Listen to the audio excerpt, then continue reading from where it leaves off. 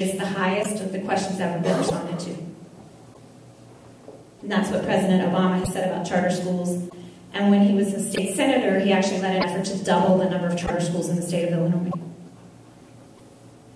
Now, there's another cost to our state in not having charter schools. It costs us money in two ways. Number one, it severely hurt our race to the top application. We finished 32 out of 36 states.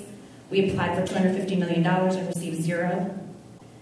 Moreover, there's actually a separate pot of money that the Department of Education gives out to successful charter schools that target low-income students. This past year, they gave out $25 million to various charter management organizations to open 124 new charter schools. And funding for both of those programs has been renewed for 2012. So without a charter law, we'll go another year without accessing those federal dollars. In sum, the federal government is committed to charter schools. These are the states that don't have charter schools, if you want to see where we stand. Kentucky and Alabama are both considering charter school legislation right now, so that list may shrink by the end of this legislative session. Actually, going back.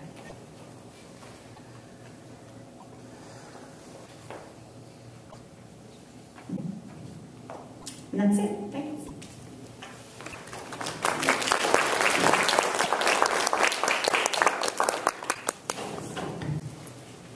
Thank you, Beth. So I'm wondering if, Melissa, if you could just, for the sake of those who might not know what these bills are, if you could just say the bill numbers so that, if they want to look it up, they can. And then you can fact check. The Senate bill is 6202, and I have forgotten what the House bill number is. But as I say, I think it's 2428, but they are identical. So really, if you want to read one, I mean, it's 45 long pages. And it's written in legalese, so you have to really read for content. Just on fact checking, in terms, Beth was pretty right on with everything she said factually. The one thing I'd say, tool in a toolbox. Do understand this is not a pilot program. This is a law.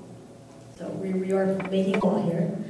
One thing I will say about KIPP, they do really well, but they have a huge attrition rate. The kids that, KIPP is kind of interesting. It's a 5 through 8 school, and it's not a middle school. They do 5 through 8. And the kids that come in at 5th are not all the kids that come out at 8. So it's a very high attrition rate. The National Education Association and the American Federation of Teachers do approve of charters, but it's a very nuanced view with a lot of caveats. I urge you to go to their website if you want to understand why they have like line after line after line. We would approve of charters if this. So it's not just like a blanket. It's What group was that? There's the National Education Association and the American Federation of Teachers. And I think the last thing was the race to the top money. Money has strings, and I have to just say that the state of Ohio has started to turn back race to the top money because it comes with so many strings. The state of Hawaii got awarded race to the top money, and they can't even meet their obligations. So it might be a good thing, it might be a bad thing. It's turning out to be a little mixed bag. Thank you, Kristen. Okay. Whenever you're ready.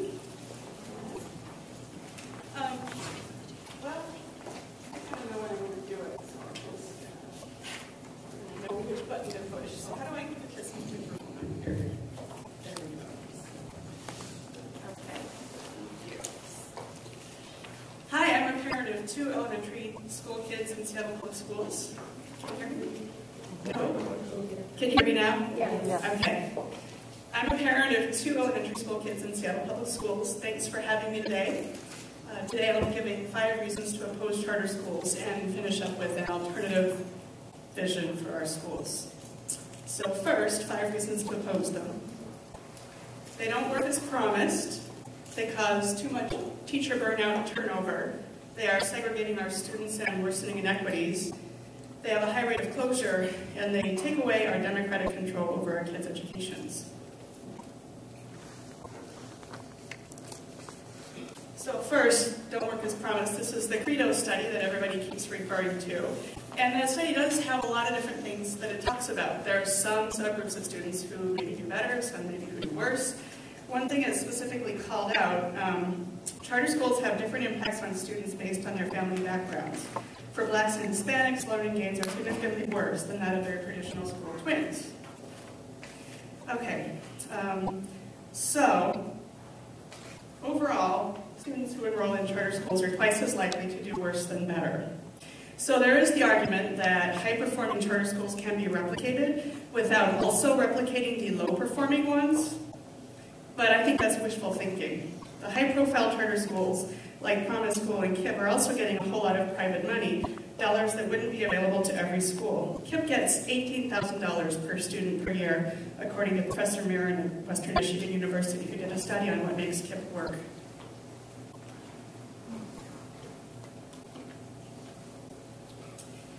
Number two, they cause too much teacher burnout and turnover. 25% of teachers leave charter schools, according to a study by Vanderbilt University.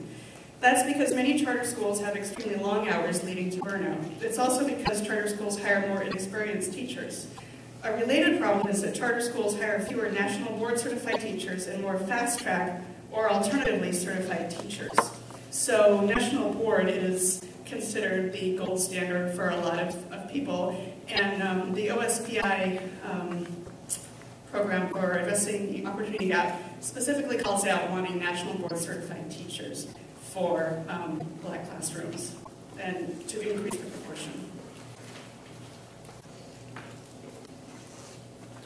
3, charter schools are segregating students and causing inequitable conditions, according to the UCLA Civil Rights Project and the NAACP.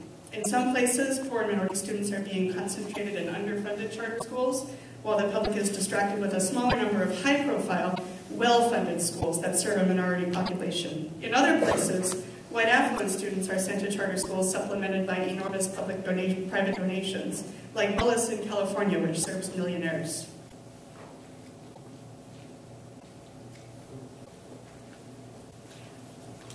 Number 4, charter schools have a high rate of closure. 1 in 6 closes. A central component of charter schools is they can be closed if they are considered to be failing based on standardized test scores. Well, firstly, we shouldn't even be talking about failing schools and students in the first place, because that's a self-fulfilling prophecy. We should be talking about struggling schools and students and thinking about what kind of help and supports we can give them. And secondly, by and large, parents and students do not want their schools to close. But unfortunately, 1 in 6 do close, and it's largely due to standardized test scores, financial difficulties, or financial mismanagement.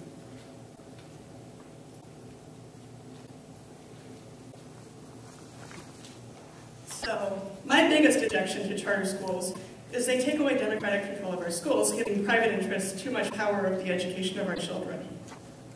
So here's what happens with the public school. It answers to a school board. If the public doesn't like what's happening to a school, they can protest it. They can vote board members out of office. We just did that. The ability to vote the board out gives us leverage, and that's why people can go to board meetings and make a difference.